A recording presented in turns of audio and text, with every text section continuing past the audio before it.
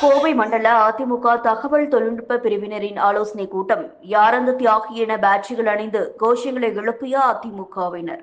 அதிமுக பொதுச் செயலாளர் எடப்பாடி கே பழனிசாமி மற்றும் முன்னாள் அமைச்சர் எஸ்.பி. வேலுமணி வழிகாட்டுதலின் பேரில் கோவை அதிமுக தலைமை அலுவலகமான இதய தெய்வ மாளிகையில் கோவை மண்டல அதிமுக தகவல் தொழில்நுட்ப பிரிவு செயலாளர் விக்னேஷ் சுப்பையா தலைமையில் ஆலோசனை கூட்டம் நடைபெற்றது.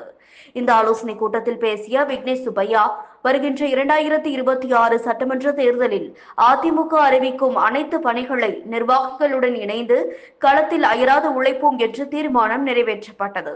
அதைத் தொடர்ந்து திமுக அரசின் 1000 கோடி டாஸ்மாக் ஊழலில் யாரை காப்பாற்ற திமுக அரசு முயல்கிறது என்பதை கேள்வி கேட்கும் விதமாக சட்டமன்றத்தில் அதிமுக பொதுச் செயலாளர் எடப்பாடி பழனிசாமி தலைமையில் சட்டமன்ற உறுப்பினர்கள் யார் அந்த தியாகி என்ற பேட்ஜ் அணிந்து கலந்து கொண்டனர். அந்த கேள்விக்கு வலு சேர்க்கும் விதமாக கோவை மண்டல அதிமுக தகவல் தொழில்நுட்ப பிரிவு நிர்வாகிகள் அனைவரும் பேட்ஜ்கள் அணிந்து காப்பாற்றாதே காப்பாற்றாதே குற்றவாளிகளை காப்பாற்றாதே என கோஷங்களை எழுப்பினார்கள்.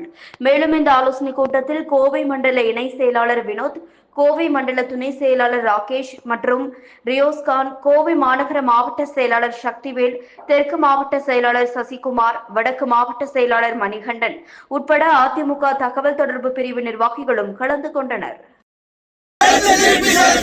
அரசை திருப்பி செலுத்து, 1000 கோடியை திருப்பி செலுத்து, காப்பாற்றாதே காப்பாற்றாதே, ஊழல்வாதிகளை காப்பாற்றாதே.